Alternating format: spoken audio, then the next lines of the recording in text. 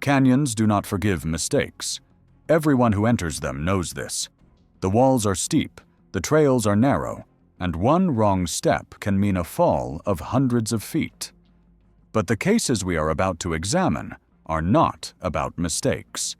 They are not about falls or accidents or people who simply got lost. They are about something else entirely. Something that happens in the deep places of the American Southwest that no one has been able to explain. 9 people vanished in American canyons under circumstances that still baffle investigators, search teams, and the families left behind. Some disappeared in broad daylight on popular trails. Others vanished from campsites just yards from their companions. One was found in a location that should have been impossible to reach. Another left behind evidence that contradicts everything we know about her final hours. These canyons have been carved over millions of years by water, wind, and time. They are among the most beautiful landscapes on Earth. They are also among the most dangerous. But danger can be understood. Danger can be prepared for. What happened to the people in this video goes beyond danger. It enters territory that has no name. If you think you understand what can happen to a person in the wilderness, these stories will make you reconsider. Subscribe now and turn on notifications, because what we are about to cover will stay with you long after this video ends. We begin with 2 young women, best friends since childhood, who drove to Arizona for what was supposed to be the trip of a lifetime. Zion National Park in southwestern Utah is one of the most visited parks in the United States. More than 4 million people come here every year to see the towering sandstone cliffs, the narrow slot canyons, and the Virgin River that carved this landscape over millions of years. The park is famous for its beauty, but it is also famous for its danger. The Angel's Landing Trail alone has claimed more than a dozen lives. The Narrows, a hike through the Virgin River between 1,000-foot walls, can turn deadly when flash floods arrive without warning. But the area we are concerned with is not Angel's Landing or the Narrows. It is a lesser-known section of the park called Kolob Canyons, a remote area in the northwestern corner that sees far fewer visitors than the main canyon. The terrain here is equally dramatic, but more isolated. Cell service is non-existent. The trails are longer and less maintained. Rangers patrol infrequently. Megan Hartley and Briana Cole arrived at Kolob Canyons on June 14, 2018. Both women were 24 years old and had been best friends since middle school in San Diego. They had planned this trip for months, saving money from their jobs, researching trails, buying new hiking gear. Megan worked as a dental hygienist. Briana was finishing her nursing degree. They documented everything on social media, posting photos of their road trip through Nevada and into Utah. Both women were experienced hikers by Southern California standards. They had done numerous trails in the San Gabriel Mountains and had camped in Joshua Tree several times. But neither had ever been to Utah. Neither had experienced canyon terrain. Their plan was to spend 3 days in the Kolob Canyons area before driving south to the main part of Zion and then continuing to the Grand Canyon. They had reservations at campgrounds, detailed itineraries sent to family members, and a check-in schedule with Megan's mother. Everything was organized. Everything was planned. On June 14th, they arrived at the Kolob Canyons Visitor Center at approximately 9:30 in the morning. A ranger named David Whitfield spoke with them briefly. He later told investigators that both women seemed excited and well prepared. They asked about trail conditions on the Taylor Creek Trail, a 5-mile round-trip hike that passes through a narrow canyon to a historic cabin site. Whitfield told them the trail was in good condition and that they should have no problems if they started early. The women signed the trail register at 10:15 in the morning and began hiking. 3 other groups were on the same trail that day. A family of 4 from Texas encountered Megan and Briana at approximately 11:30 near the Double Arch Alcove, about 1.5 miles from the trailhead. The mother, Patricia Dawson, later said both women were smiling and taking photos of each other against the canyon walls. They chatted briefly about the heat and the beauty of the trail. Patricia noted that both women had water bottles and seemed to be pacing themselves appropriately. A solo hiker named Marcus Webb passed them going the opposite direction at approximately 12:45. He was heading back to the trailhead while they were still going in. He remembered them because, in his words, they stood out. He said they were both attractive and seemed to be having a great time. He heard them laughing about something as he passed. He estimated they were about half a mile from the end of the trail at that point. The last confirmed sighting came from a couple in their 60s, Bernard and Helen Kraft from Colorado. They encountered Megan and Briana at the historic Larson cabin, the endpoint of the trail, at approximately 1:15 in the afternoon. The Krafts were eating lunch at the cabin when the two women arrived. They spent about 15 minutes at the same location. Bernard took a photo of Megan and Briana at their request, using Briana's phone. The photo shows both women smiling in front of the old wooden cabin, the canyon walls rising behind them. That photograph is the last image of Megan Hartley and Briana Cole. The Krafts left the cabin at approximately 1:30, heading back toward the trailhead. Megan and Briana stayed behind. Bernard Kraft said the women mentioned they wanted to explore a side canyon they had noticed on the way in. He warned them to be careful of flash floods, even though the sky was clear. Both women thanked him for the advice. That was the last time anyone saw them. When Megan did not check in with her mother by 8 o'clock that evening, as scheduled, her mother tried calling both phones. Neither connected. She waited until 10, then called the Washington County Sheriff's Office. Rangers reached the Taylor Creek trailhead at approximately 11:30 that night. Both women's car, a silver Honda Civic registered to Megan, was still in the parking lot. It was the only vehicle there. Inside were their camping supplies, extra clothes, and food for the next 2 days. A search began at first light on June 15th. The Taylor Creek Trail was covered first. Rangers found no sign of the women on the main trail. At the Larson cabin, they found a water bottle that was later confirmed to belong to Briana. It was sitting upright on a flat rock near the cabin entrance, about 3/4 full. Beside it was a granola bar wrapper. The trail register showed that Megan and Briana had signed in at 10:15 on June 14th. They had not signed out. By midday on June 15th, the search had expanded significantly. More than 40 personnel were involved, including sheriff's deputies, park rangers, search and rescue volunteers, and a helicopter from the Utah Department of Public Safety. The helicopter focused on the side canyons branching off from the main Taylor Creek drainage, the areas the Krafts had mentioned the women wanted to explore. The terrain in this part of Zion is extremely difficult. The side canyons are narrow, with walls that rise vertically for hundreds of feet. Many require technical climbing skills to navigate. Some dead end in pour-offs, dry waterfalls that are easy to climb down, but impossible to climb back up. A hiker who descended into the wrong canyon could become trapped with no way out. On the afternoon of June 15th, search teams made their first significant discovery. Approximately 3/4 of a mile from the Larson cabin, in a narrow side canyon that required scrambling over several boulder fields to access, searchers found Briana Cole's backpack.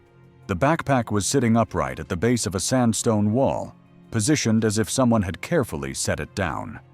Inside were Briana's wallet, her car keys, sunscreen, snacks, and a small first aid kit. Her phone was also in the backpack. When investigators later examined it, they found the battery was dead, but the phone was otherwise functional.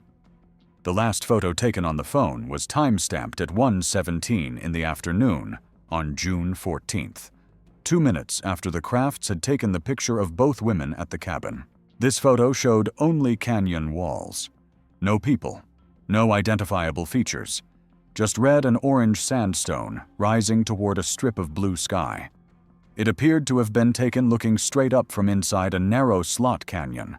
Briana's sunglasses were found approximately 30 yards further into the canyon, lying on the sandy floor as if dropped. The canyon continued for another 200 yards before ending at a pour-off, a 15-foot drop to a lower level. Search teams rappelled down and continued the search in the lower section. They found nothing else. Megan Hartley's belongings were not found. Her backpack, phone, wallet, and all other possessions have never been recovered. The search continued for 11 days. At its peak, more than 120 personnel were involved. Helicopters flew thousands of miles of grid patterns. Technical rescue teams explored every accessible canyon, crack, and alcove within a 5-mile radius. Cadaver dogs were brought in on day 4. The dogs showed interest in several locations, but never gave a definitive alert. Handlers noted that the dogs seemed confused in the canyon environment. One handler said his dog would indicate in a direction, then stop, circle, and indicate in a completely different direction. This behavior repeated throughout the search.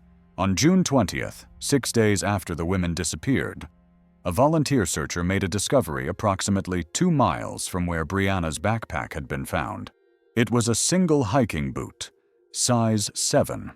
The boot matched the pair Megan Hartley had been wearing, according to photos from earlier in the trip. The boot was found on a narrow ledge approximately 80 feet up a sheer cliff face. The ledge was barely 6 inches wide. The technical rescue team that retrieved the boot determined that reaching the ledge would require either professional climbing equipment or a fall from above. There was no route from below that a person could climb without ropes and anchors. Above the ledge, the cliff continued for another 200 feet, to a rim that was inaccessible from any trail. No climbing equipment was found. No ropes, no anchors, no harnesses. Megan and Briana hadn't brought any technical climbing gear with them. The boot was in good condition. The laces were still tied in a bow. It had not been thrown or dropped from above, according to analysts who examined the scuff patterns. It appeared to have been placed on the ledge deliberately. Megan's other boot has never been found.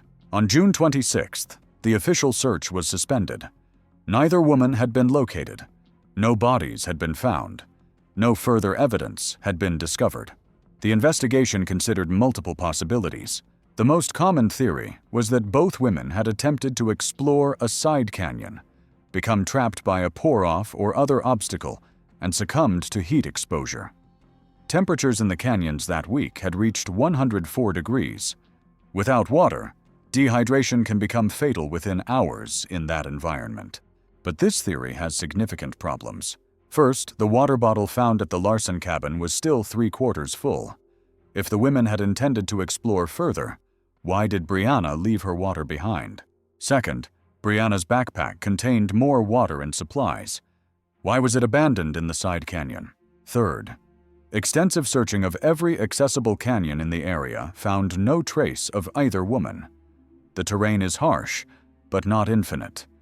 2 bodies should have been discoverable within the search radius. Fourth, the boot. No explanation has been offered for how Megan's boot ended up on a ledge 80 feet up a cliff face.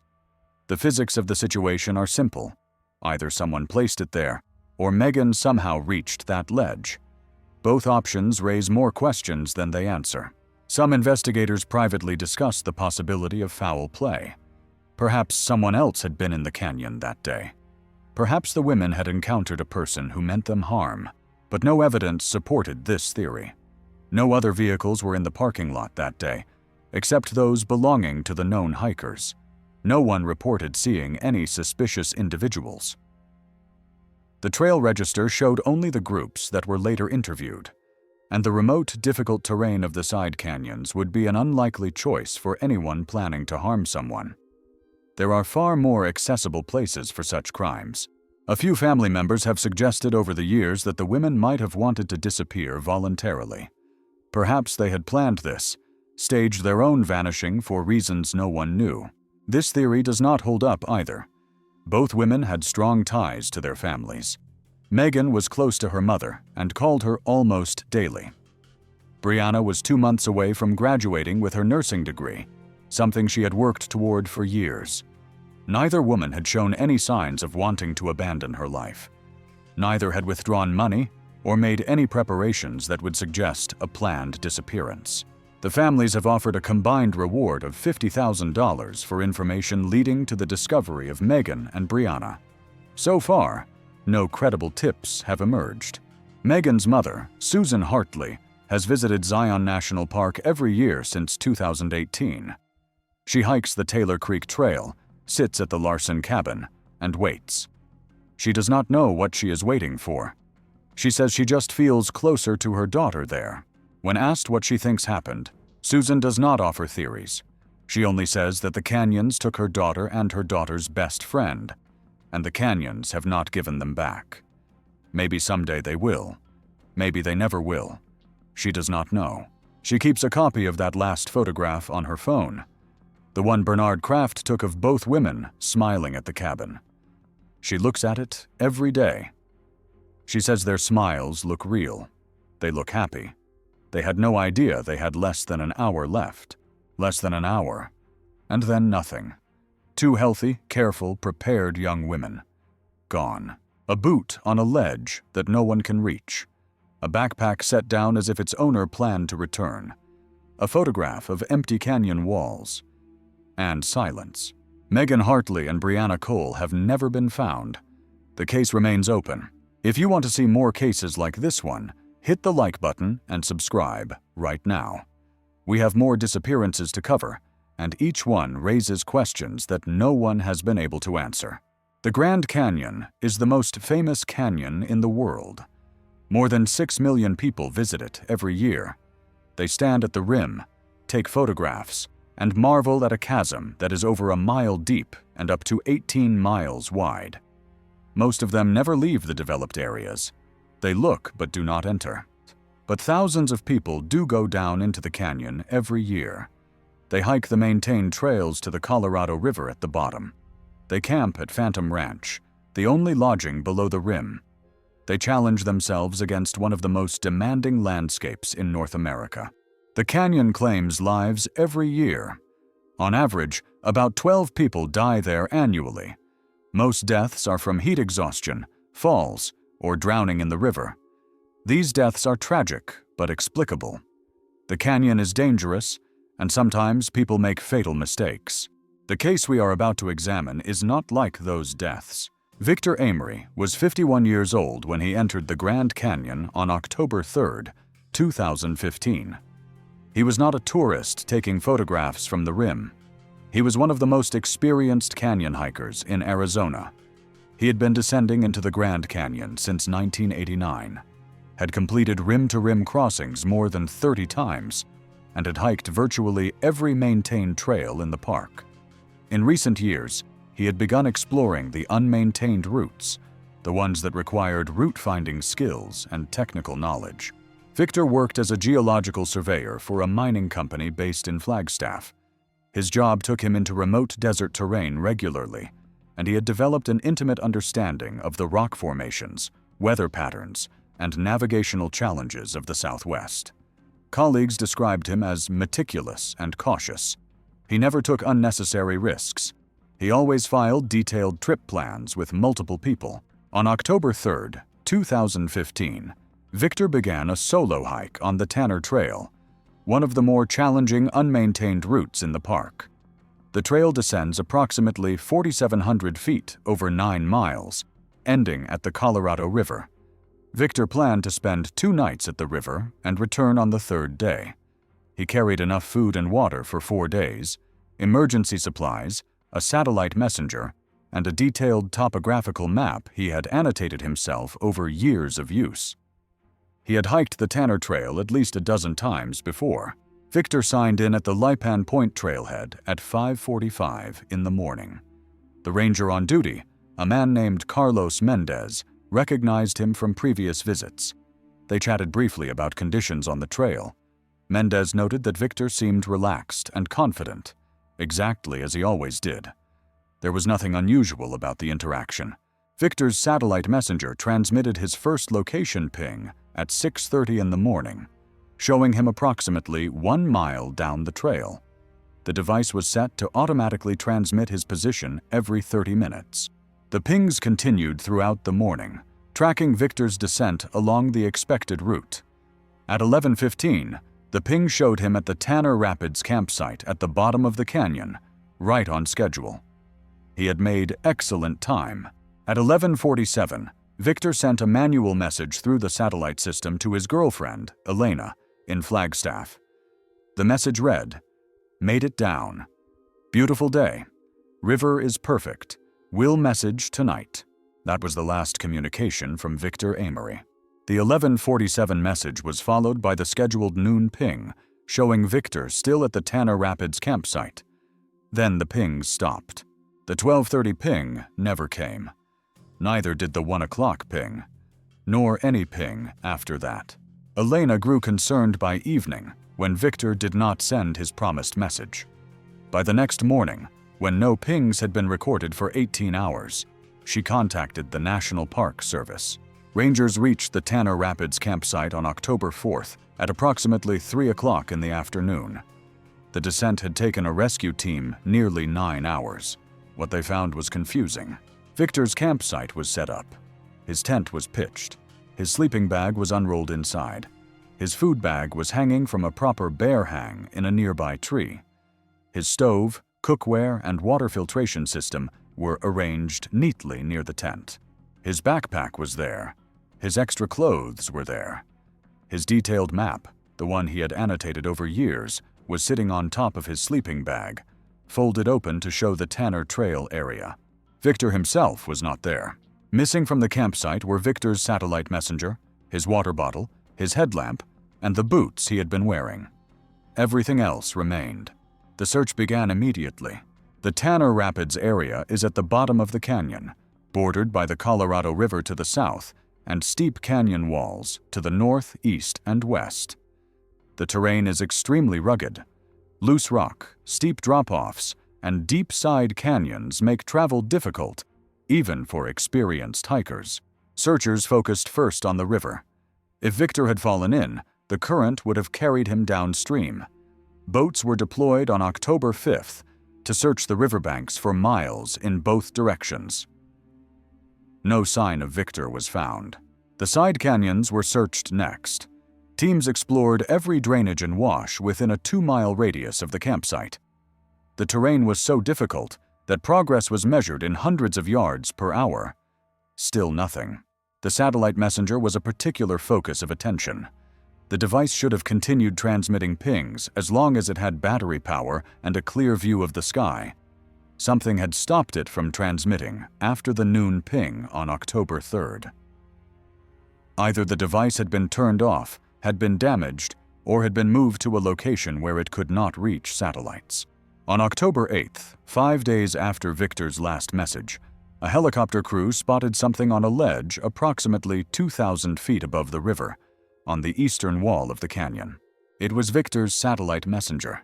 The device was resting on a narrow shelf of rock, positioned upright as if placed there deliberately. The shelf was approximately 4 feet wide and extended about 10 feet along the cliff face. Below it was a sheer drop of several hundred feet. Above it, the cliff continued for another 1,500 feet to the rim. A technical rescue team reached the ledge the following day. They recovered the satellite messenger and examined the immediate area. The device was functional. The battery had died, which explained why it had stopped transmitting. But the battery had been at full charge when Victor left on October 3rd. Under normal use, it should have lasted at least a week. Something had drained the battery in less than 12 hours. When technicians later examined the device, they found it had transmitted hundreds of attempted pings after the noon transmission on October 3rd. Hundreds. The device had been trying to connect, but failing, as if it was being blocked or was in a location with no satellite visibility. The attempts had continued until the battery died at approximately 8:47 that evening. But the ledge where the device was found did have satellite visibility. The sky was clearly visible from that location. If the messenger had been on that ledge, it should have connected. This meant the device had been somewhere else during those hours of failed transmissions. Somewhere with no sky access. Then it had been moved to the ledge. The question was, by whom? Victor could not have placed the device on that ledge himself. The technical team confirmed that reaching the shelf required either a controlled rappel from above or a technical climb from below. Neither was possible without equipment. No ropes, anchors, or climbing gear were found at Victor's campsite or anywhere else. On October 10th, searchers made another discovery. Approximately 800 yards from Victor's campsite, In a narrow slot canyon that branched off from the main river corridor, a ranger found a single boot. It was identified as Victor's based on the size and distinctive wear patterns. The boot was wedged into a crack in the rock wall, approximately 12 feet off the ground. It was positioned toe up, as if inserted deliberately into the crack. Victor's other boot has never been found. Neither has Victor. The search continued until October 20th, when it was officially suspended. Despite involving more than 200 personnel, multiple helicopters, riverboats, and technical rescue teams, no trace of Victor Amory's body was found. The investigation could not determine what happened.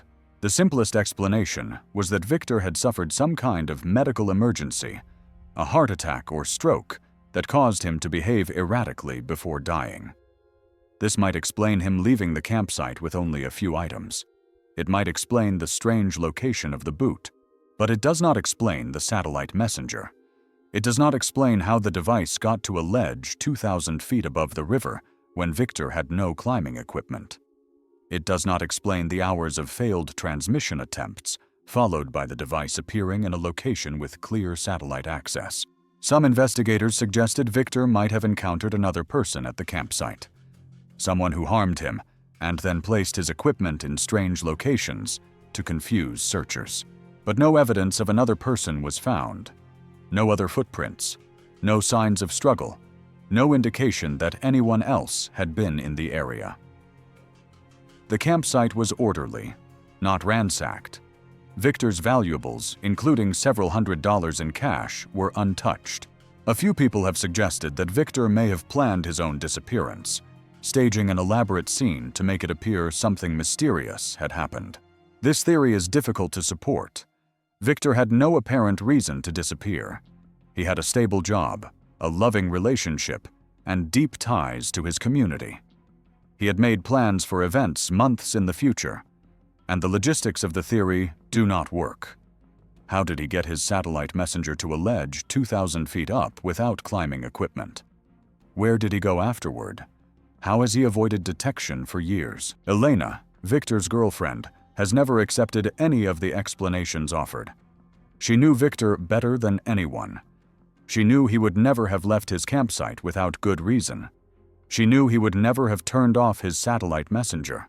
She knew he would never have climbed anywhere without proper gear. Something happened to him at that campsite. Something that made him leave in a hurry, taking only a few items. Something that resulted in his equipment ending up in places that should have been impossible. What that something was, no one knows. Elena still lives in Flagstaff. She has not dated anyone since Victor disappeared. She says she is not waiting for him to return. She knows he is not coming back, but she cannot move on without knowing what happened. And she may never know. Victor Amory has been missing for nearly 10 years. His body has never been found. The case remains officially open. The Grand Canyon is the most studied landscape in North America. Geologists have mapped every layer of rock. Scientists have documented every species that lives there. Rangers know every trail, every water source, every dangerous spot, but they do not know what happened to Victor Amory. And maybe they never will. We have covered 2 cases so far. Both involve experienced people who knew what they were doing.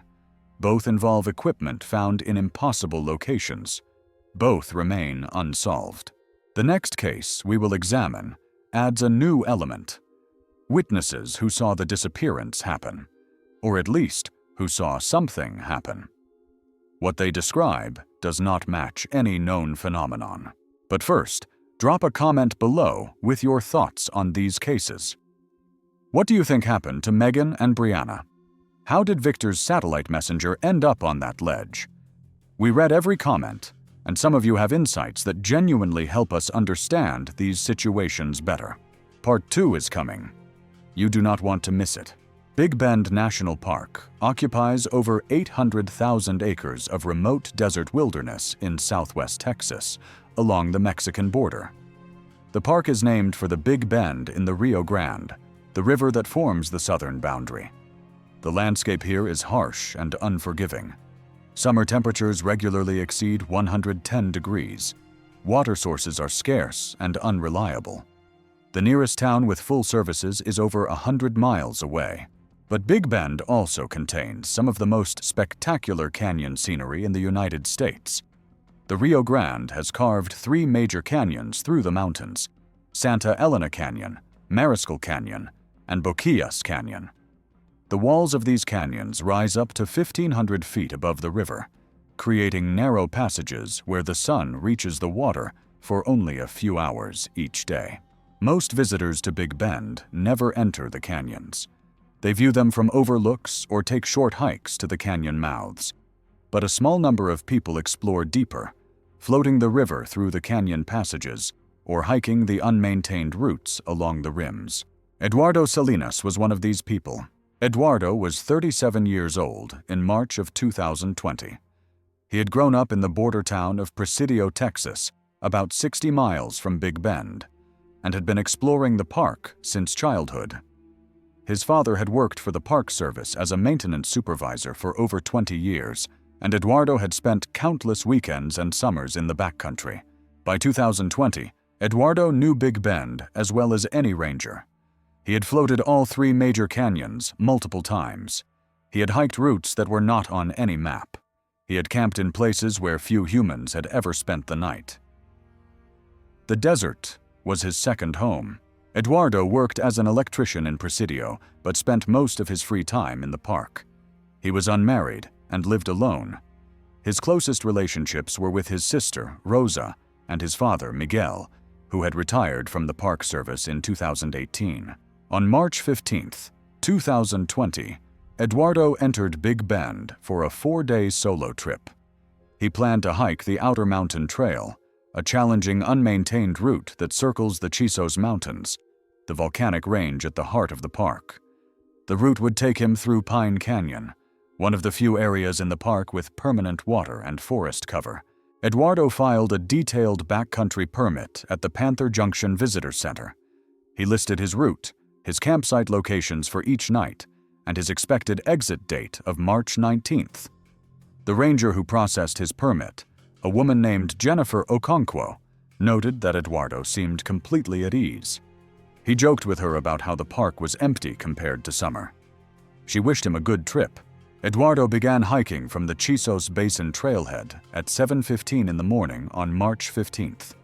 The weather was clear and cool, perfect conditions for desert hiking.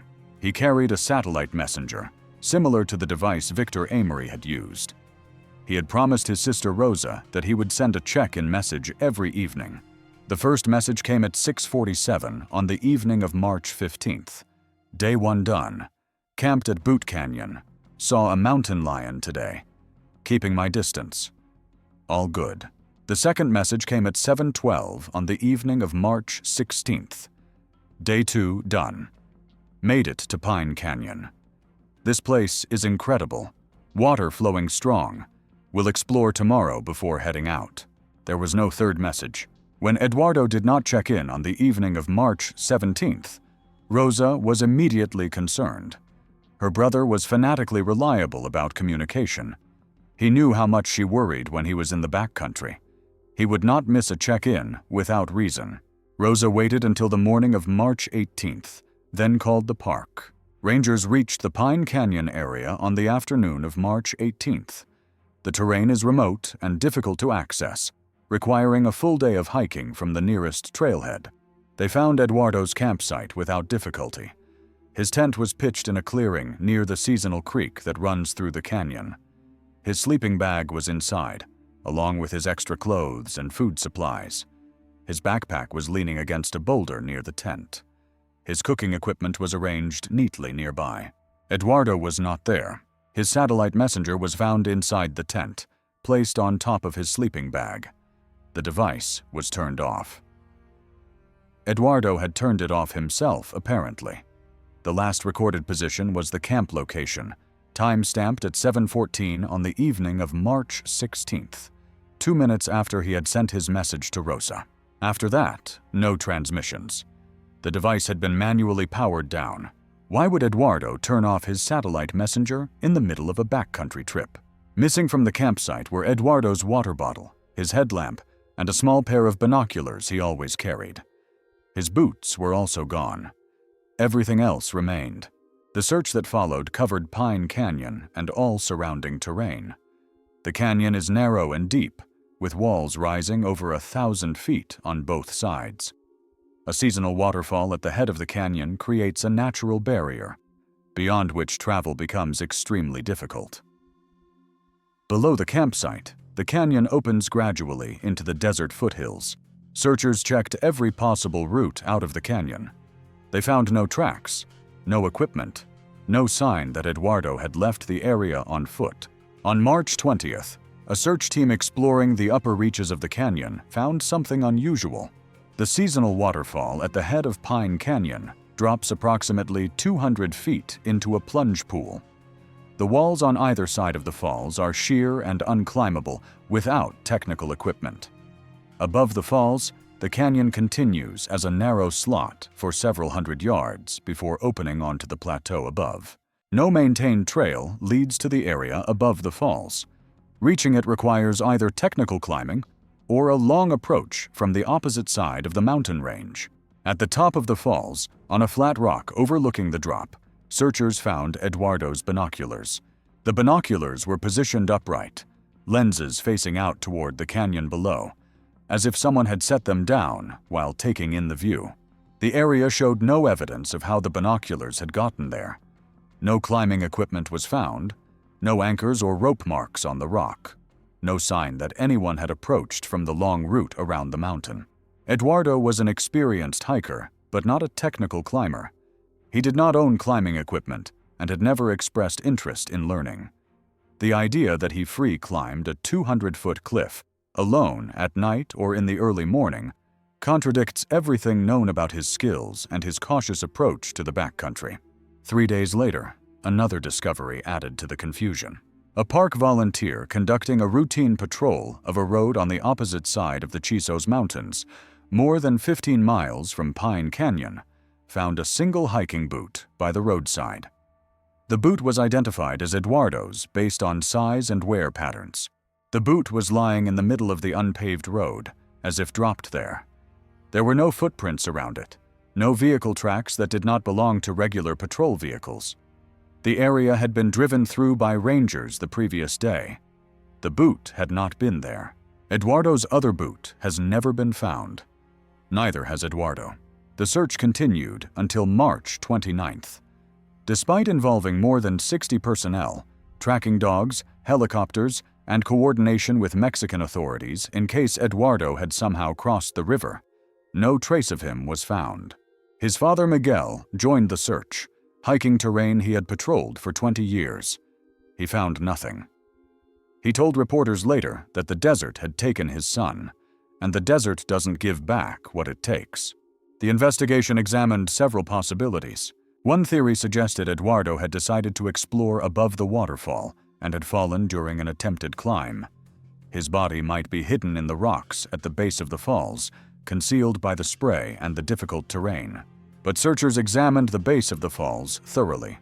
They found no body, no clothing fragments, no blood. And this theory does not explain how his binoculars ended up at the top of the falls, or how his boot ended up 15 miles away. Another theory proposed that Eduardo had encountered illegal activity in the remote canyon, drug smugglers or human traffickers using the route. Perhaps he had been killed to prevent him from reporting what he saw. But no evidence of illegal activity was found in Pine Canyon. No tracks, no discarded supplies, nothing to suggest anyone else had been in the area. And the careful placement of Eduardo's binoculars does not match the behavior of smugglers trying to conceal a crime. A third theory suggested Eduardo had simply walked out of the desert and into a new life, abandoning his identity for reasons no one understood. But this does not match anything known about Eduardo. He was close to his family. He had a stable job. He had made plans to attend his niece's birthday party 2 weeks after his return. And the logistics make no sense. How did he get out of the canyon without leaving tracks? How did his binoculars appear atop an unclimbable waterfall? How did his boot appear on a road 15 miles away? Rosa Salinas still lives in Presidio. She has not stopped searching for answers. She has hired private investigators, consulted with search and rescue experts, and spent hundreds of hours reviewing maps and records from her brother's trip. She has found nothing that explains what happened. Every March 15th, on the anniversary of Eduardo's last known day, Rosa drives to Big Bend. She hikes to Pine Canyon and sits at the campsite where her brother spent his final night. She looks up at the waterfall where his binoculars were found. She tries to understand. She never does. Eduardo Salinas has been missing for 5 years. His body has never been found. The case remains open. Something happened in Pine Canyon on the night of March 16th, or the early morning of March 17th. Something that made Eduardo turn off his satellite messenger. Something that resulted in his equipment appearing in locations he could not have reached. What that something was, no one knows. 3 cases, 3 canyons, 3 experienced people who knew the terrain, 3 sets of equipment found in impossible places, 3 unsolved disappearances. We are only beginning. Part 2 will cover 3 more cases, including one that involves multiple witnesses and physical evidence that has baffled forensic analysts. The deeper we go into these canyons, the stranger the stories become. Subscribe now if you have not already. Turn on notifications so you do not miss Part 2. And if you have ever experienced something strange in canyon country, something you cannot explain, tell us about it in the comments. You might not be the only one. If you have not seen Part 1, stop now and go watch it. These cases build on each other, and you need to understand what came before. In Part 1, we examined 3 disappearances in American canyons. Megan Hartley and Briana Cole, 2 best friends who vanished in Zion National Park, leaving behind a boot on an unreachable ledge 80 feet up a cliff. Victor Amory, an experienced canyon hiker whose satellite messenger ended up 2,000 feet above the Colorado River, on a shelf he could not have reached without climbing equipment he did not have. Eduardo Salinas, who turned off his own satellite messenger in Pine Canyon and was never seen again, his binoculars appearing atop a 200-foot waterfall with no explanation. 3 cases, 3 canyons, 3 sets of evidence that make no sense. The cases we will cover in this video are stranger still. One involves witnesses who watched something happen but cannot agree on what they saw. Another involves a man who was found, but the condition and location of his body defied every expert who examined the evidence. The third involves a disappearance that lasted only 4 hours, but left behind mysteries that have persisted for over a decade. Canyons are places where the normal rules seem to break down. The walls block radio signals, distort sound, and create shadows that move in unexpected ways. People who spend their lives in these places will tell you that the canyons have moods, that some days they welcome visitors and other days they do not. This might sound like superstition. After you hear these cases, you may not be so sure. Let us continue. Canyonlands National Park in southeastern Utah is one of the least visited major parks in the country. Despite covering more than 330,000 acres, it receives fewer than 1 million visitors per year, a fraction of what nearby Arches or Zion attract. The reason is simple. Canyonlands is difficult. The terrain is extreme, the trails are long, and much of the park is accessible only by 4-wheel-drive vehicles or multi-day backpacking trips. The park is divided into 4 districts separated by the Colorado and Green Rivers. The most remote district is called the Maze. The name is accurate. The maze consists of dozens of interconnected canyons carved into the sandstone, creating a labyrinth that has confused experienced navigators for centuries.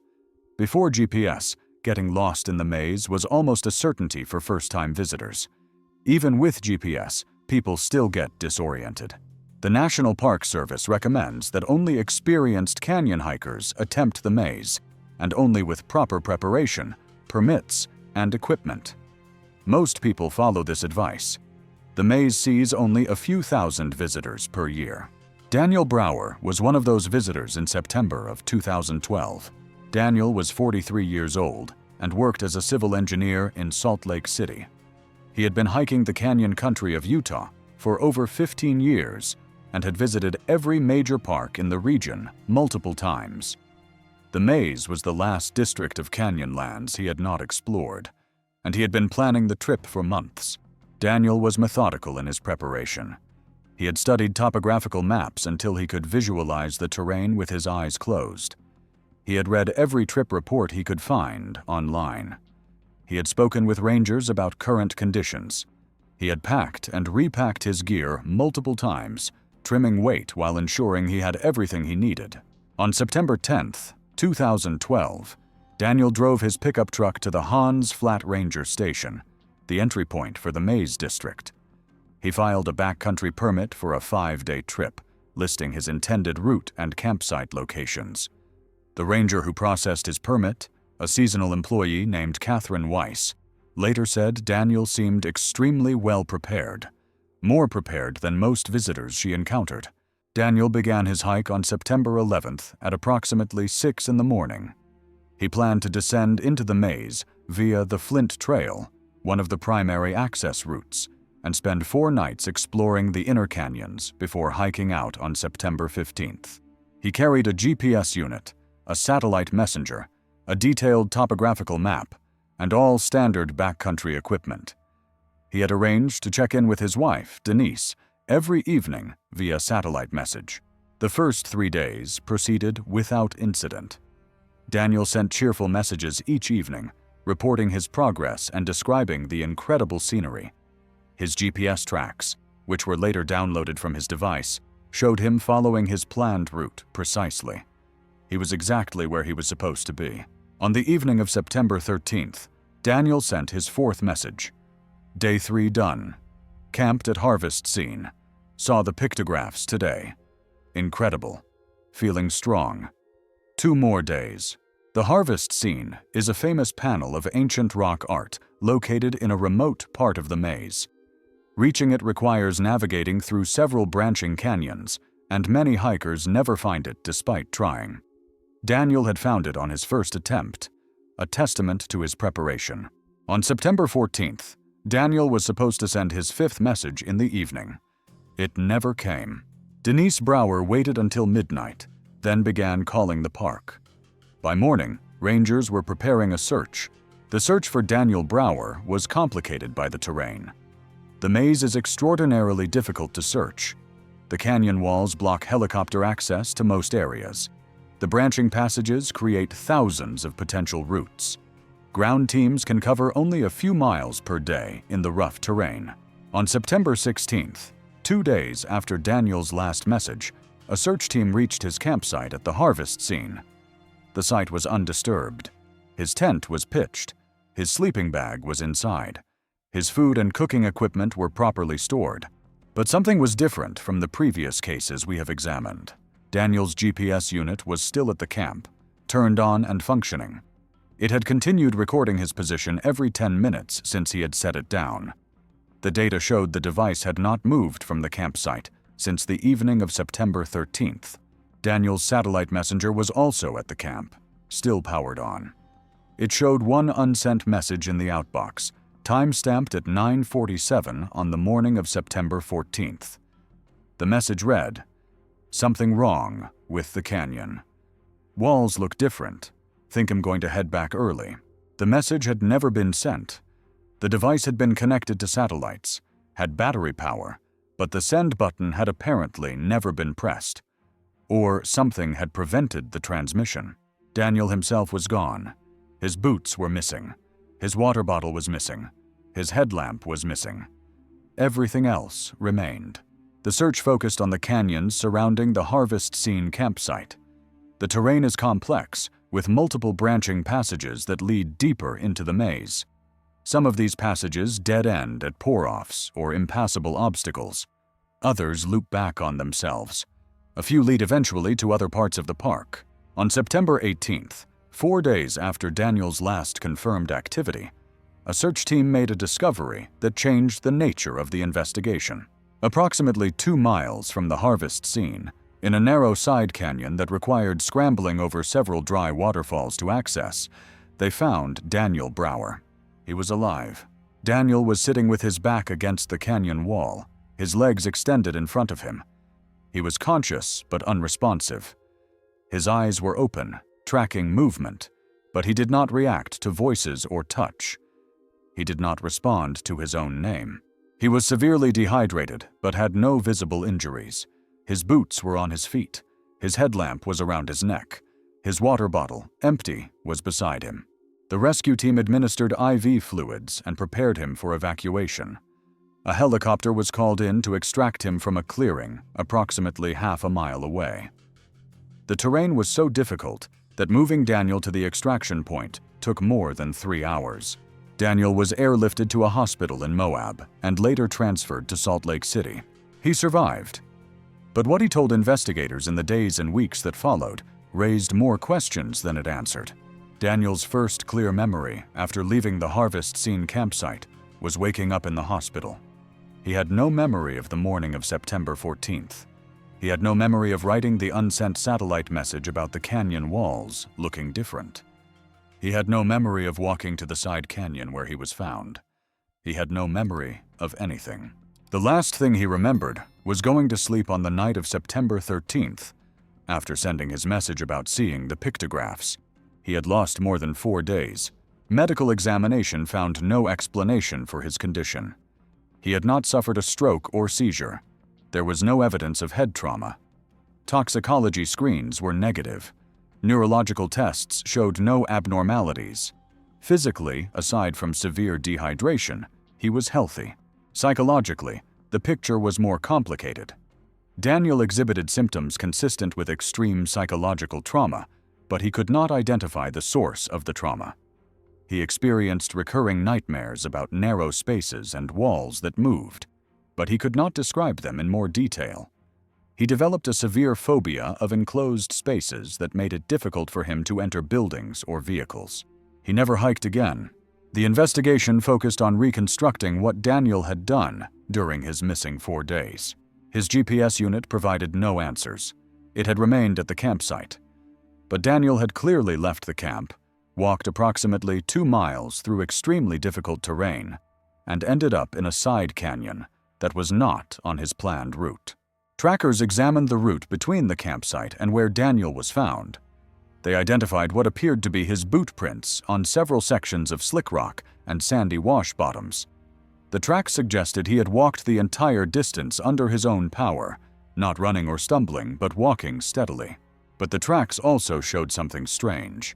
In 3 separate locations, Daniel's boot prints simply stopped.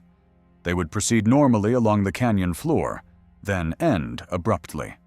Several yards away, in a different direction, they would begin again, as if he had been picked up and set down somewhere else.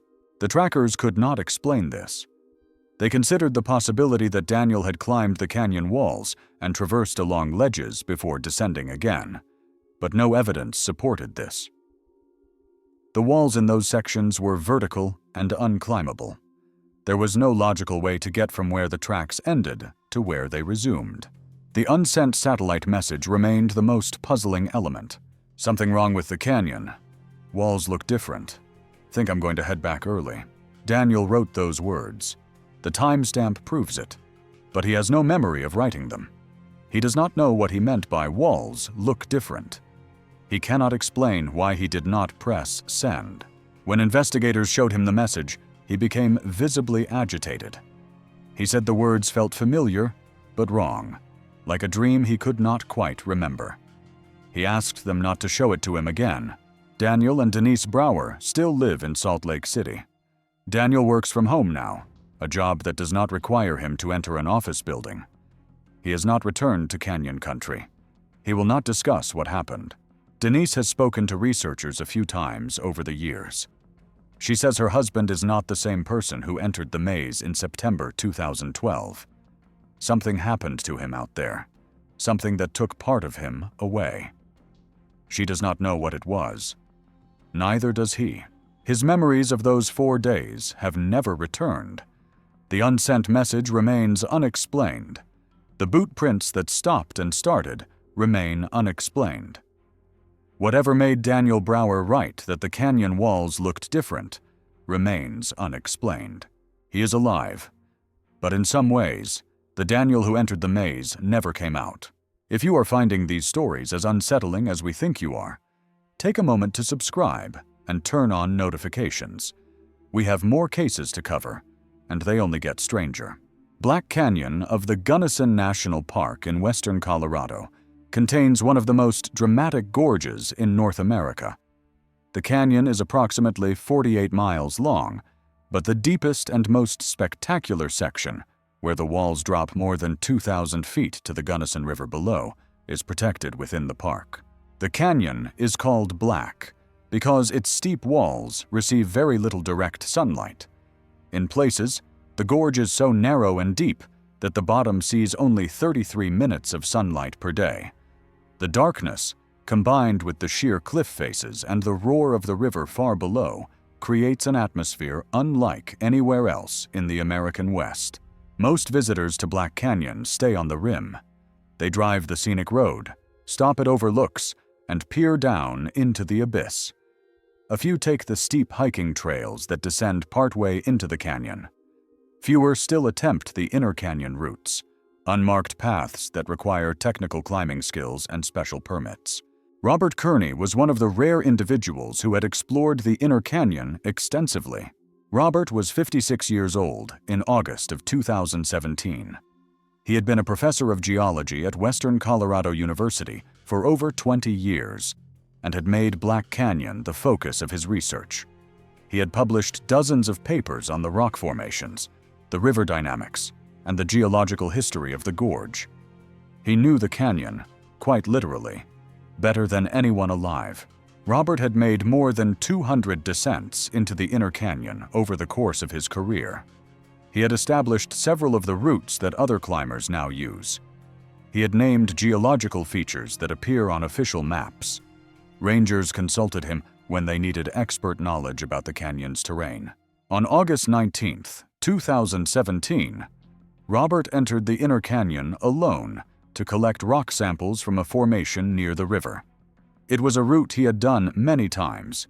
He expected to be in and out in a single day. He left his vehicle at the Gunnison Point Overlook at 5:30 in the morning. He signed the register at the ranger station, noting his planned route and expected return time of 6 in the evening. The ranger on duty, a man named Thomas Aldrich, knew Robert well and did not give the trip a second thought. Robert had done this hundreds of times. At 4:15 in the afternoon, Robert's wife, Patricia, received a text message from him. The message read, "Samples collected. Starting back up. We'll be home for dinner." It was the last communication from Robert Kernney. When Robert did not return by 8 o'clock, Patricia drove to the park. His vehicle was still at Gunnison Point. She contacted rangers immediately. A search began the following morning at first light. The terrain of the inner canyon is so dangerous that night searches are impossible. Even during the day, descending to the river requires technical climbing equipment and extensive experience. The search team followed Robert's known route into the canyon. They found evidence of his descent, fresh rope marks on established anchor points, a candy wrapper that Patricia later identified as Robert's preferred brand, boot scuffs on the rock consistent with his climbing style. They reached the river level by midday. The area where Robert collected his samples was easy to identify. It was a section of exposed Precambrian rock that Robert had written about extensively. His rock hammer was lying on a flat stone near the water's edge. His sample bag, containing several chunks of gneiss, was beside it. Robert was not there. His climbing rope was still fixed to the anchor points above, ready for his ascent. His harness and other equipment were neatly arranged near the sample site, as if he had taken them off and set them down. The search expanded along the river corridor. The Gunnison River at the bottom of Black Canyon is extremely dangerous. The water moves fast, the current is unpredictable, and the rapids are severe. If Robert had fallen into the river, his body could have been carried miles downstream. For 3 days, search teams scoured the riverbanks and used boats to check areas that could not be reached on foot. They found nothing. On August 23rd, 4 days after Robert entered the canyon, a search team exploring the northern wall of the gorge made a discovery that defied explanation. Approximately 1,200 feet above the river, on the sheer face of the canyon wall, they spotted something through binoculars. It appeared to be a person. A technical rescue team was assembled to reach the location. It took 6 hours of careful climbing to get there. What they found has never been adequately explained. It was Robert Kernney. He was dead. His body was wedged into a narrow crack in the cliff face, approximately 1,200 feet above the canyon floor. He was in a seated position, his back against one side of the crack, and his legs braced against the other. His eyes were closed. His expression was peaceful. There was no visible injury. The position he was in would have required deliberate effort to achieve. The crack was barely 2 feet wide. Robert would have had to climb into it, wedge himself in place, and settle into the seated position. It was not a place someone would end up by falling. But Robert had no climbing equipment on his body. His rope harness and gear were all at the sample site, more than 1,200 feet below. The crack where he was found was in the middle of a cliff face with no accessible route from above or below without technical equipment. How did he get there? The recovery operation was extremely difficult.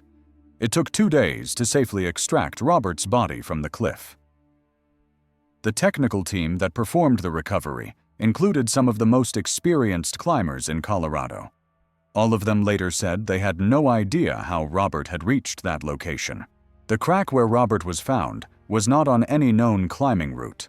It was not accessible from the rim without more than 1,000 feet of rappelling. It was not accessible from the river without more than 1,200 feet of climbing. Robert was an experienced climber, but he was not a world-class technical climber. And even a world-class climber could not have reached that spot without equipment. His equipment was at the river. The autopsy found no clear cause of death. Robert had not suffered a fall. There was no trauma to his body. He had not drowned. He had not suffered a heart attack or stroke. Toxicology was negative. The medical examiner listed the cause of death as undetermined. The manner of death was also listed as undetermined. This is extremely rare. In most cases, pathologists can identify at least a probable cause of death, even if the exact mechanism is unclear. In Robert's case, they could not. He appeared to have simply stopped living, in a location he could not have reached, in a position that required deliberate effort to achieve. The investigation considered multiple theories, but could not settle on any of them. One theory proposed that Robert had been killed elsewhere, and his body had been placed in the crack by another person, or persons. But this would have required an operation even more complex than Robert reaching the spot himself. Moving a body up 1,200 feet of sheer cliff would require multiple people with extensive technical skills and equipment. No evidence of such an operation was found. No other people were known to be in the inner canyon that day. Another theory suggested Robert had suffered a psychological break of some kind, had climbed to the crack using skills and abilities he did not normally demonstrate, and had died there from exhaustion or exposure. But this does not explain how he climbed without equipment, or why he would have chosen that particular location. A third theory proposed that the geography of the canyon had somehow been misunderstood, that there was an accessible route to the crack that searchers had not discovered. But Black Canyon has been thoroughly mapped. Robert himself had contributed to that mapping. There is no hidden route. Patricia Kernney has never accepted any of the explanations offered. She knew her husband. She knew his skills and his limitations. She knew he could not have free climbed 1,200 feet of cliff face without equipment. No one could. Something else happened. Something that put Robert in a place he could not have reached by any means she can understand. She still lives in the house they shared in Montrose, Colorado. She can see Black Canyon from her back porch on clear days. She looks at it sometimes, at the dark gash in the earth that took her husband. She does not go to the park anymore. She says the canyon took enough from her. She will not give it anything else. Robert Kernney's death remains unexplained. The case is technically closed, listed as death by undetermined means. But the questions remain. How did he get there? Why did he remove his equipment before ascending? What killed him without leaving any trace? No one knows. The canyon keeps its secrets. We have now covered 5 cases, 5 canyons, 5 sets of evidence that resist explanation, equipment in impossible locations, People found in places they could not have reached. Memories that vanished without trace. The final case in this section involves something different. Something that multiple people witnessed. Something that happened in less than 4 hours, but has generated more questions than any of the other cases combined. Before we continue, drop a comment below with your thoughts. What do you think happened to Daniel Brower during his missing 4 days? How did Robert Kernney end up 1,200 feet up a cliff without climbing equipment? We read every comment, and some of you have perspectives that genuinely help us understand these situations. Part 3 is coming. Subscribe now if you have not already. You do not want to miss what comes next. Palo Duro Canyon in the Texas Panhandle is the second largest canyon in the United States, after the Grand Canyon. It stretches approximately 60 miles in length and reaches depths of over 800 feet. The canyon was carved by a fork of the Red River over millions of years, cutting through layers of red, yellow, and orange sedimentary rock to create a landscape that early Spanish explorers called the Painted Desert. Unlike the canyons of Utah and Arizona, Palo Duro is relatively accessible. A paved road descends to the canyon floor, and the terrain, while rugged, is less extreme than the sheer cliffs of Black Canyon or the labyrinth of the maze. The canyon is popular with day hikers, mountain bikers, and horseback riders. On busy weekends, hundreds of people explore its trails. This accessibility makes what happened on April 7, 2013, even more difficult to explain. Amanda Chen was 29 years old and worked as a financial analyst in Dallas. She had grown up in Amarillo, just a few miles from Palo Duro, and had visited the canyon countless times as a child. When she moved to Dallas after college, she returned to the canyon several times a year to hike and reconnect with the landscape of her childhood. On April 7, 2013, Amanda drove from Dallas to Palo Duro for a day hike. She arrived at the park entrance at approximately 8:30 in the morning and paid her entrance fee. The ranger at the gate, a woman named Lucinda Morales, remembered Amanda because she asked about trail conditions on the Lighthouse Trail, the most popular hike in the park. The Lighthouse Trail is approximately 6 miles round trip, leading to a distinctive rock formation called the Lighthouse that rises from the canyon floor. It is considered a moderate hike, well-marked and frequently traveled. On a typical spring weekend, dozens of people hike the trail. April 7th was a Sunday. The weather was clear and warm. The park was busy. Amanda signed the trail register at the Lighthouse Trailhead at 9:15 in the morning. Several other hikers signed in around the same time. Among them were a family of 5 from Oklahoma, a couple in their 30s from Lubbock, and a group of 4 college students from Texas Tech. All of these people would later become witnesses. Amanda began hiking. The first mile of the trail follows the canyon floor through relatively flat terrain. Several hikers later reported seeing her on this section. She was alone, moving at a steady pace, appearing relaxed and confident. At approximately 10:30, Amanda reached the base of the lighthouse formation. Multiple witnesses place her there at that time. The family from Oklahoma took a photograph that inadvertently captured Amanda in the background, checking her phone near the base of the rock tower. The lighthouse itself is a tall pillar of rock that cannot be climbed without technical equipment. Most hikers simply view it from the base and then return the way they came. A few explore the surrounding area, which includes several side trails and scrambling routes to higher viewpoints. According to witnesses, Amanda did not turn back immediately. She appeared to be looking at something to the north, toward a section of the canyon that most hikers do not explore. Then she began walking in that direction. The couple from Lubbock, James and Marianne Foster, were the last people to see Amanda clearly. They had finished their own exploration of the lighthouse area and were preparing to head back when they noticed her walking away from the main trail. James Foster later told investigators that he called out to Amanda, asking if she knew where she was going.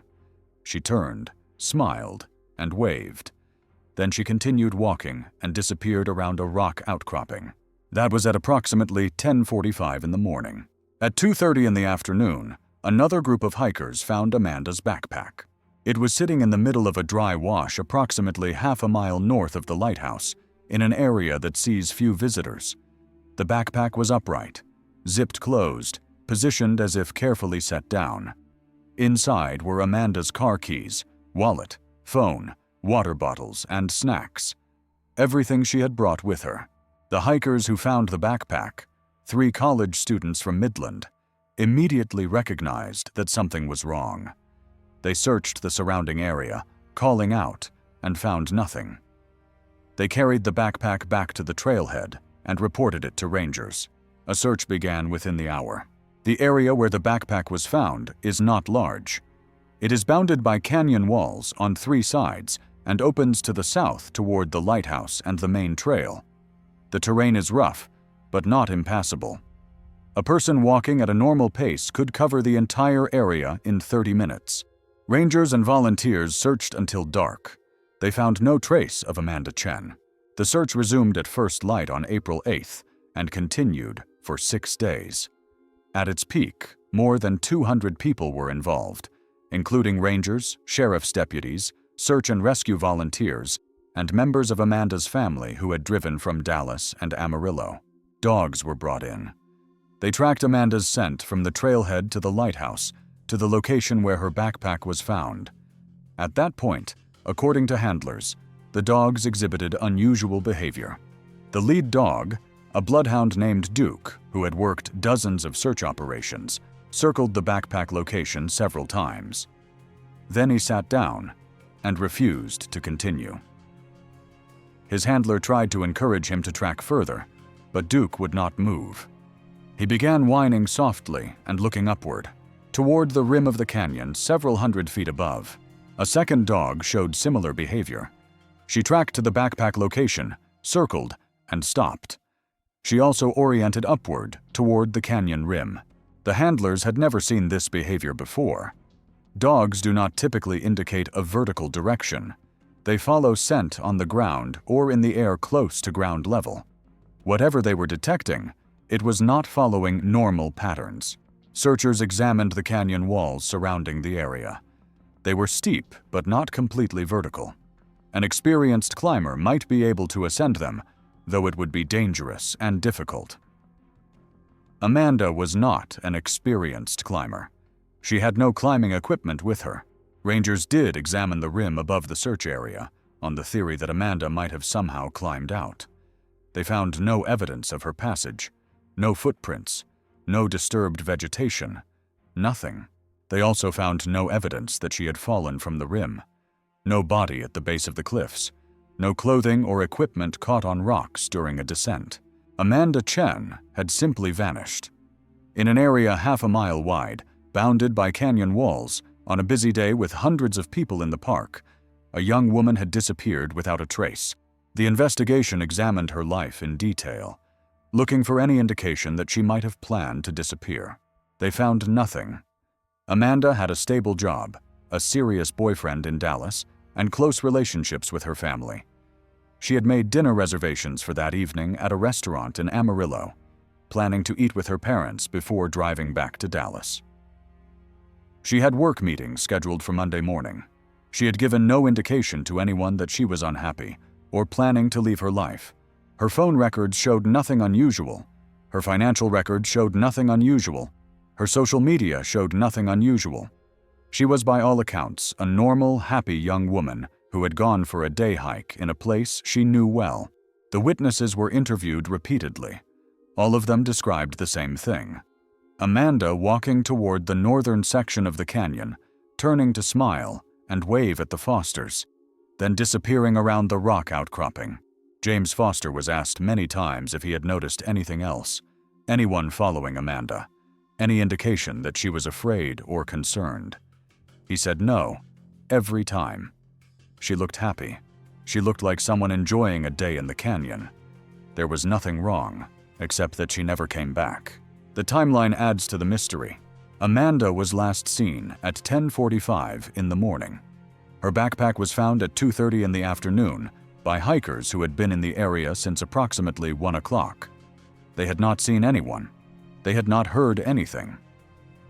They had walked through the same dry wash where the backpack was found at around 1:15 and had not noticed it there. This suggests that Amanda was in the area between 10:45 and 1:15, a window of approximately 2.5 hours. During this time, dozens of people were within a mile of her location. Rangers drove the canyon road repeatedly. A helicopter from a local news station flew over the park around noon, filming a segment about spring tourism. No one saw her after 10:45. No one heard anything. No one noticed anything unusual. When the backpack appeared between 1:15 and 2:30, no one saw who put it there. No one saw Amanda in the area. The backpack simply appeared, as if placed there while no one was looking. Amanda Chen has been missing for over 12 years. Her body has never been found. No credible sightings have ever been reported. The case remains open. Her parents still live in Amarillo. They have never moved. They say they want to be close in case Amanda comes back. They know she probably will not, but they stay anyway. Her boyfriend at the time, a man named David Liu, eventually married someone else. He has children now. He says he still thinks about Amanda sometimes, about that Sunday morning when she drove away to go hiking and never came back. He does not understand what happened. No one does. The canyon keeps its secrets. A woman walked around a rock outcropping and disappeared. In a canyon full of people, on a clear spring day, she simply ceased to exist. Her backpack was found. Her body was not. The dogs looked up, toward the rim, and would not continue. What happened to Amanda Chen? We do not know. We have now covered 6 cases across 2 parts of this investigation. 6 people who entered American canyons and either vanished completely or were found under impossible circumstances. Patterns have emerged. Equipment found in locations that had already been searched or that required impossible means to reach. Dogs that lose trails abruptly or exhibit behavior their handlers cannot explain. Witnesses who see nothing unusual until the moment someone disappears. Evidence that contradicts itself or raises more questions than answers. These patterns appear in canyon disappearances across the Southwest, from Utah to Texas to Colorado. They appear in cases involving experienced outdoors people who knew the terrain. They appear in cases involving casual day hikers on popular trails. Something is happening in these canyons. Something that does not fit any conventional explanation. In Part 3, we will examine our final cases and attempt to draw conclusions about what these patterns might mean. We will also hear from researchers who have studied these disappearances and offer their own theories. Subscribe now and turn on notifications. Part 3 concludes this investigation, and you do not want to miss it. What do you think is happening in these canyons? Leave your theories in the comments. We read every single one. This is the final part of our investigation into disappearances in American canyons. If you have not seen parts 1 and 2, stop here and go back. Everything we are about to discuss builds on what came before. So far, we have examined 6 cases. Megan Hartley and Briana Cole vanished in Zion National Park, leaving behind a boot on a ledge 80 feet up a cliff that no one could reach without climbing equipment they did not have. Victor Amory disappeared from the bottom of the Grand Canyon. His satellite messenger found 2,000 feet up a sheer wall, with no explanation for how it got there. Eduardo Salinas turned off his own satellite messenger in Big Bend and was never seen again, his binoculars appearing atop a 200-foot waterfall. Daniel Brower was found alive after 4 days missing in the maze, with no memory of what happened, his boot prints stopping and starting in locations that made no physical sense. Robert Kernney was discovered dead 1,200 feet up a cliff in Black Canyon, in a position he could not have reached without equipment that was found at the canyon floor.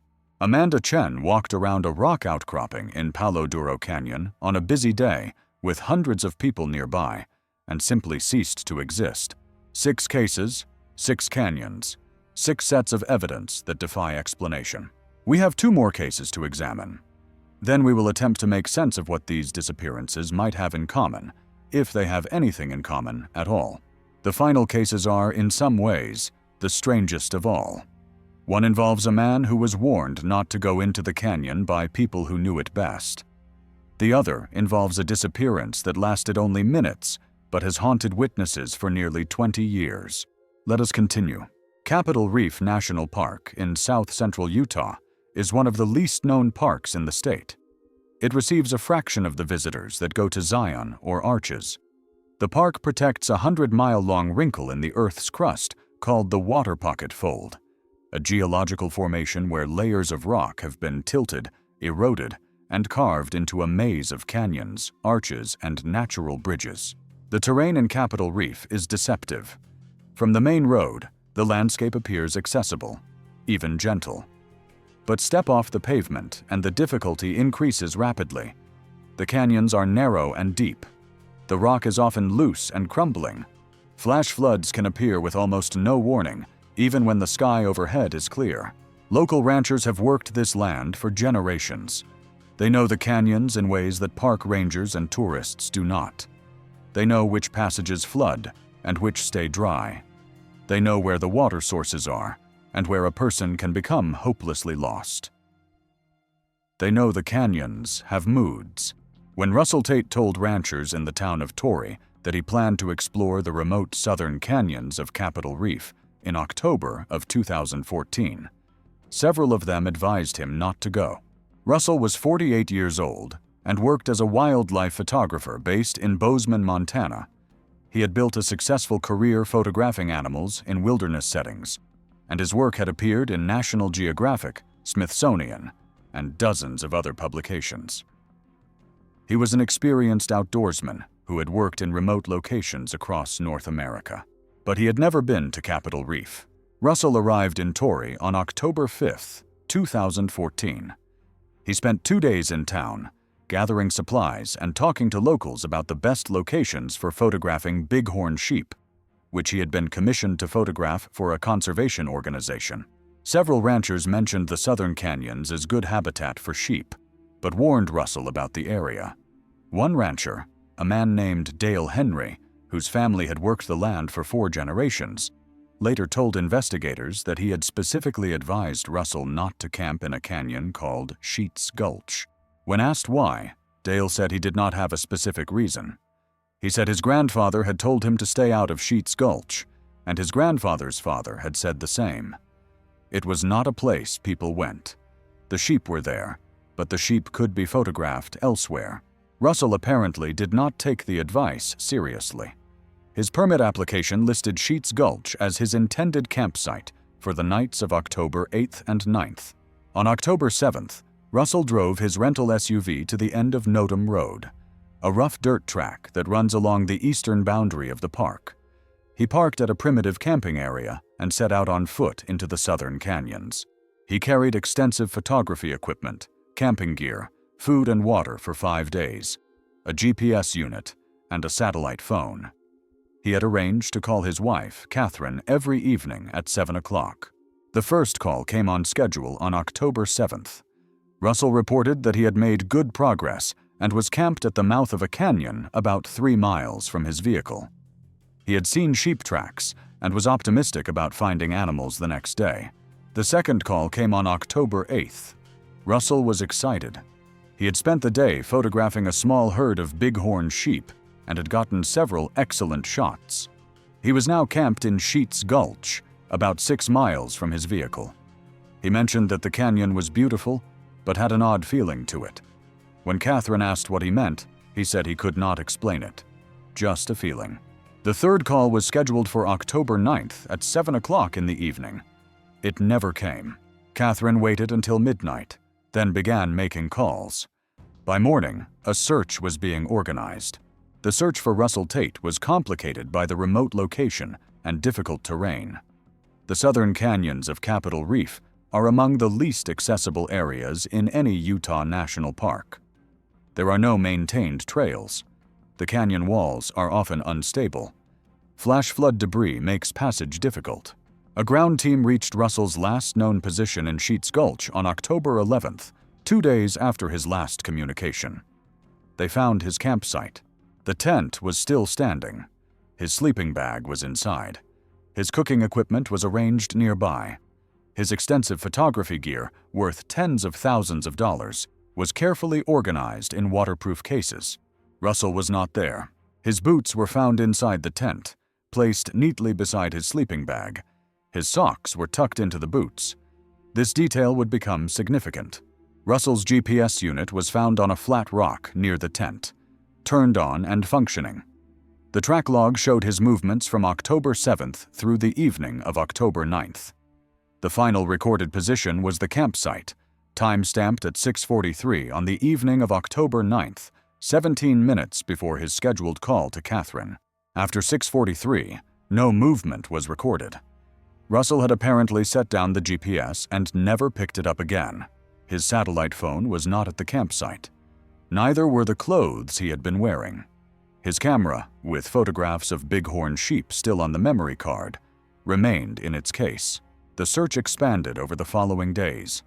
More than 70 personnel eventually participated, including rangers, search and rescue teams, and volunteers from several counties. Helicopters surveyed the canyon system. Dogs were brought in.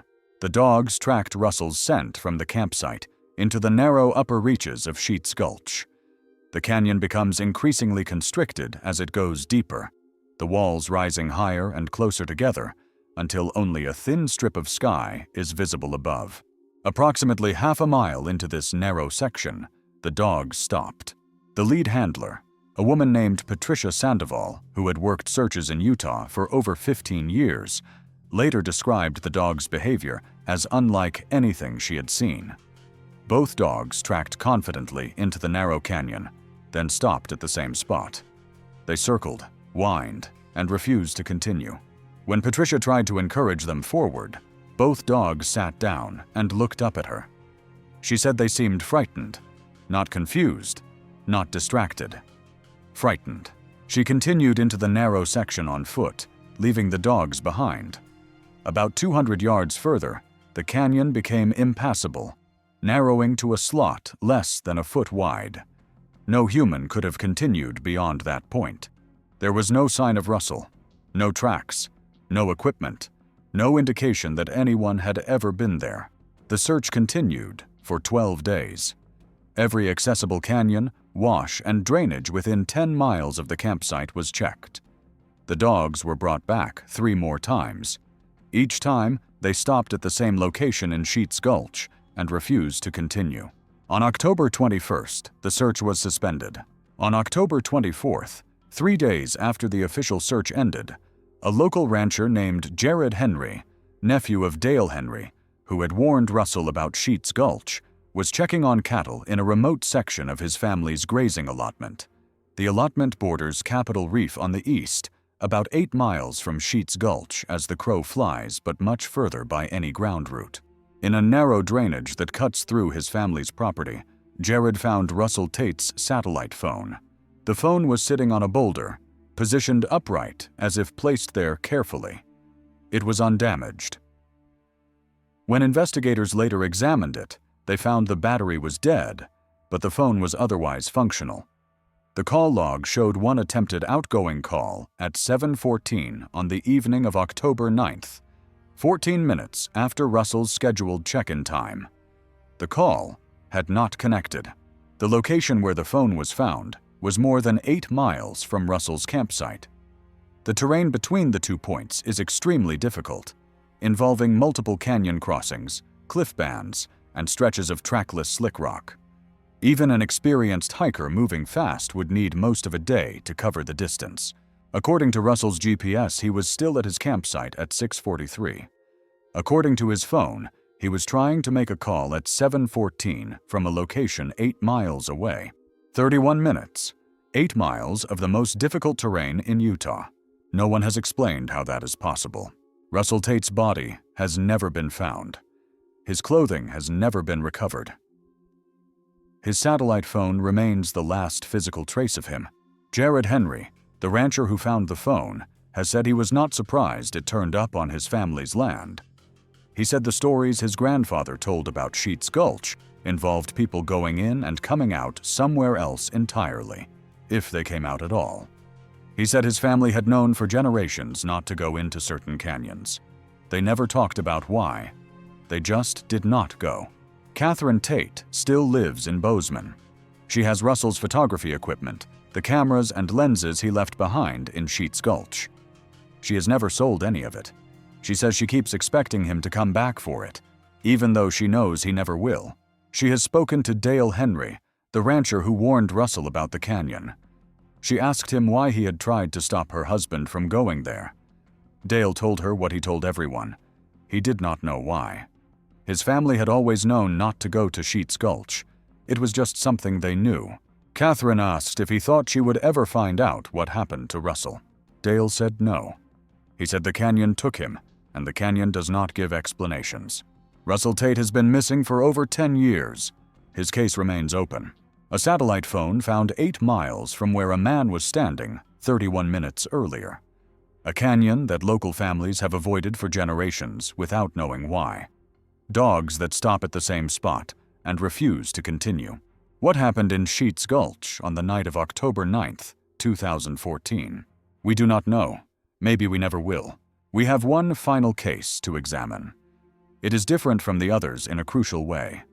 It did not involve hours or days of searching. It did not involve difficult terrain or remote locations. It happened in plain sight, in less than 5 minutes, in front of witnesses who still cannot believe what they saw or did not see. Antelope Canyon is located on Navajo land near Page, Arizona. It is one of the most photographed slot canyons in the world. The narrow passages, carved by flash floods over millions of years, create formations of extraordinary beauty.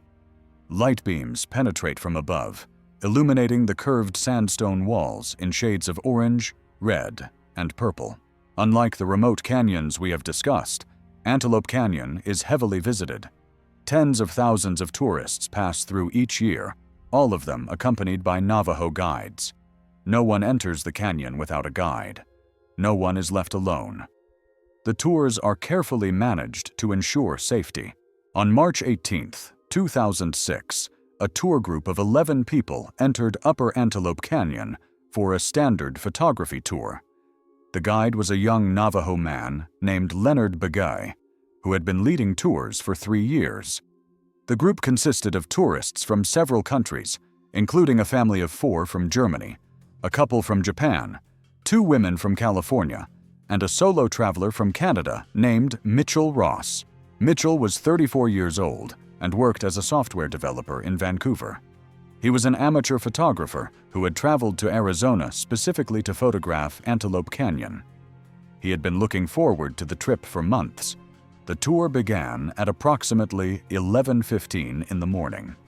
Leonard led the group into the canyon, stopping at various points to explain the formations and suggest photography angles. The visitors spread out along the narrow passage, setting up tripods and adjusting camera settings. Upper Antelope Canyon is not large. The main passage is approximately a quarter-mile long, with a few short side chambers. At its widest, the canyon floor is perhaps 15 feet across. At its narrowest, people must turn sideways to pass. The walls rise approximately 120 feet above the floor. At approximately 11:40, the group had reached a section called the Heart, named for a heart-shaped formation visible in the rock above. Leonard had gathered everyone to point out the formation and explain its significance in Navajo tradition. Everyone was present. Leonard did a head count, as he always did at major stops. 11 tourists, all accounted for. The group spent approximately 5 minutes at the Heart. Photographs were taken. Leonard answered questions. Then he began leading the group further into the canyon. At approximately 11:47, Leonard did another head count at a narrow section where he needed to ensure everyone could pass safely. 10 tourists. Mitchell Ross was not there. Leonard was immediately concerned. In 3 years of leading tours, he had never lost track of a visitor. He asked the group if anyone had seen Mitchell. The German family said they had been standing near him at the Heart. They had seen him taking photographs of the formation above. They had not noticed him leave. Leonard instructed the group to wait while he went back to look. He walked the entire length of the canyon they had covered, checking every side chamber and alcove. Mitchell was not there. He returned to the group and escorted them quickly to the canyon exit, where he radioed for assistance. Other guides entered the canyon within minutes. They searched every inch of the passage. Mitchell Ross was not in Antelope Canyon. The search expanded rapidly. Navajo police were called. Park rangers from nearby Glen Canyon National Recreation Area assisted. The canyon was closed to tourists while every possible hiding place was examined. Antelope Canyon is not a place where someone can get lost. It is a single passage with clearly defined boundaries. The walls are vertical and unclimbable. The floor is sandy and would show footprints. There is no way out except the way you came in or the far exit, which was still ahead of the tour group. Mitchell had not exited the canyon. Other guides at both ends confirmed this. He had not climbed out. The walls are sheer sandstone with no handholds. He had not hidden. Every alcove, every shadow, every possible concealment was checked. He had simply disappeared. The witnesses were interviewed repeatedly. All of them told the same story. Mitchell had been present at the heart. He had been taking photographs. Then they had walked perhaps 100 yards further into the canyon, and he was gone. The German father, a man named Hans Kleiner, provided the most detailed account. He had been standing next to Mitchell at the heart. They had exchanged a few words about camera settings. Hans had then moved forward with his family to follow the guide. He had not looked back.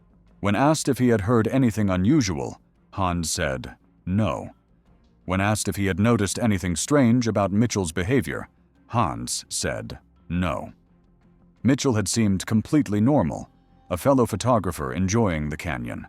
Marianne Yamamoto, one of the women from California, said she had glanced back at one point after leaving the heart. She said the passage behind her had been empty. No Mitchell, no one at all. Just the curving walls and the light filtering down from above. She had not thought anything of it at the time. She assumed Mitchell was somewhere behind her, out of sight around a curve. The canyon has many curves, but Mitchell was not behind her. He was not anywhere. The search continued until dark. It resumed the next morning and continued for 3 more days. Dogs were brought in. They tracked Mitchell's scent through the canyon and then lost it completely at the heart, the same location where the group had last been together. The handler said the dogs acted as if Mitchell had never been beyond that point. His scent was present up to the heart, and then simply stopped, as if he had evaporated. Mitchell's camera was found on the 3rd day of the search. It was lying on a narrow ledge approximately 60 feet up the canyon wall, directly above the heart formation. The ledge was barely visible from the canyon floor and was not accessible without climbing equipment. The camera was examined.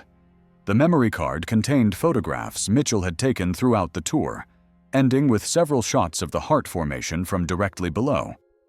The timestamps showed the final photographs were taken at 11:41 and 11:42, consistent with the timeline the witnesses provided. After 11:42, nothing. No more photographs. And Mitchell was gone. How did the camera get to a ledge 60 feet up? Who placed it there? When?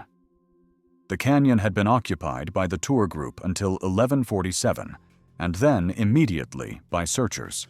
No one had seen anyone climb the walls. No one had seen anything out of the ordinary. Mitchell Ross has never been found. No trace of him has ever appeared. He had no reason to disappear voluntarily. He had a good job, close friends, and a return flight booked for 3 days after the tour. His rental car was still in the parking lot. His belongings were still in his hotel room. He walked into a slot canyon with 10 other people and a guide. Somewhere between one stop and the next, a distance of perhaps 100 yards, he ceased to exist. Leonard Begay, the guide, left the tourism industry 2 years after Mitchell's disappearance. He has said in interviews that he thinks about that day constantly. He has replayed it in his mind thousands of times. He cannot understand how someone vanishes from a group of people in a narrow canyon with no exits. He does not lead tours anymore. He does not enter Antelope Canyon at all. He says he is not afraid exactly. He just does not want to be there. The canyon feels different to him now. It always will. The Navajo have their own beliefs about the canyons on their land. They do not always share these beliefs with outsiders. When asked about Mitchell Ross, Navajo elders have generally declined to comment. One elder, a man named Thomas Yazzie, did speak briefly to a researcher several years after the disappearance. He said that the canyons are not empty. He said they contain things that have been there far longer than people. He said sometimes these things take notice of visitors. When asked what that meant, he said he had already said too much. Mitchell Ross has been missing for nearly 19 years. His case remains open.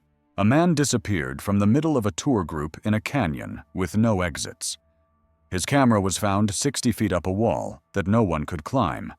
11 people were present, and no one saw anything. What happened at Antelope Canyon on March 18, 2006? We do not know. We have now examined 8 cases across 3 parts of this investigation. 8 people who entered American canyons and either vanished completely or were found under circumstances that no one can explain. Let us consider what these cases have in common. All 8 cases involved canyons in the American Southwest: Utah, Arizona, Colorado, Texas. Different terrain, different geology, different climates, but all canyons. All places where the earth opens up and drops away into depths that have existed for millions of years. All 8 cases involved evidence that appeared in impossible locations: boots on unreachable ledges, satellite messengers on cliff faces, cameras on walls that could not be climbed, equipment found miles from where it should have been. In most cases, dogs lost the trail abruptly or exhibited behavior their handlers described as unusual or unprecedented. The dogs did not gradually lose the scent. They stopped at specific locations and would not continue. Several cases involved witnesses who saw nothing unusual until the moment of disappearance. Amanda Chen walked around a rock outcropping and vanished. Mitchell Ross was standing with a group and then was not. No one heard anything. No one saw anything. The disappearances happened in silence. Multiple cases involved time anomalies. Russell Tate's phone was found 8 miles from his campsite, 31 minutes after his GPS placed him at the campsite. Daniel Brower was found alive with no memory of 4 missing days. The timestamps on equipment do not always match what should have been possible. These patterns have appeared in other disappearances as well. Researchers who study missing persons cases in wilderness areas have documented similar elements in cases across North America. The cases do not fit standard categories. They are not simple accidents. They are not straightforward criminal acts. They are something else. What that something else might be, no one knows. Some investigators have proposed natural explanations: flash floods that leave no trace, rock falls that bury victims completely, animals that drag bodies into inaccessible locations. These explanations might account for some cases. They do not account for boots placed neatly on ledges. They do not account for cameras found 60 feet up canyon walls. They do not account for equipment appearing in locations that were previously searched. Others have proposed human explanations: serial criminals operating in remote areas, criminal organizations using wilderness as cover. These explanations might account for some cases. They do not account for disappearances in broad daylight surrounded by witnesses. They do not account for the consistent behavior of search dogs. They do not account for the time anomalies. A few researchers have proposed explanations that go beyond conventional understanding: electromagnetic anomalies that affect perception and navigation, geological features that create unusual phenomena, forces that we do not yet have names for. These explanations are not proven. They may never be proven. They raise as many questions as they answer. What we are left with is the evidence. 8 people entered canyons. 5 were never found. 2 were found dead under impossible circumstances. 1 was found alive with no memory. Equipment appeared in places it could not have reached by any normal means. Dogs stopped tracking at specific locations and would not continue. Witnesses saw nothing until it was too late. The canyons kept their secrets. These cases span nearly 2 decades. They involve people of different ages, backgrounds, and experience levels. They occurred in different parks, different states, different seasons. The only common element is the canyons themselves. Something happens in these places. Something that does not happen, or does not happen as often, in other wilderness areas. Something that takes people and leaves behind evidence that makes no sense. We do not know what it is. We do not know why some people are taken and others are not. We do not know why the evidence is always arranged in ways that seem deliberate, but lead nowhere. We only know that it keeps happening. Every year, millions of people visit the canyons of the American Southwest. They hike the trails. They photograph the formations. They camp beneath the stars. Most of them come home safely. Most of them have wonderful experiences and memories that last a lifetime. But some of them do not come home. And among those who do not come home, there are cases like the ones we have examined. Cases where experience and preparation made no difference. Cases where the presence of other people made no difference.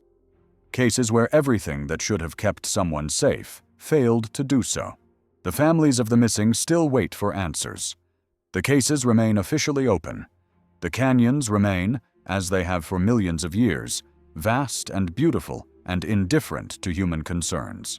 If you have made it through all 3 parts of this investigation, you now know as much as we do about these disappearances. You have heard the evidence. You have seen the patterns. You have confronted the questions that no one has been able to answer. What do you think is happening? We genuinely want to know. Leave your theories in the comments. Tell us if any of this connects to something you have experienced or heard about. Share your own stories from Canyon Country. Some of you have perspectives we have not considered. Some of you have information that might help us understand these cases. The more we share, the more we learn. If you found this investigation valuable, subscribe to the channel now. Turn on notifications. We will be covering more cases like these. More disappearances that do not fit the usual explanations. More evidence that challenges what we think we know about the world. Share this video with someone who needs to see it. These cases deserve attention. These families deserve answers, even if the answers never come. And if you ever visit the canyons of the Southwest, pay attention to what is around you. Notice if something feels wrong. Trust your instincts. The canyons are beautiful. They are also something else, something we do not have words for yet. Stay safe out there. We will see you in the next one.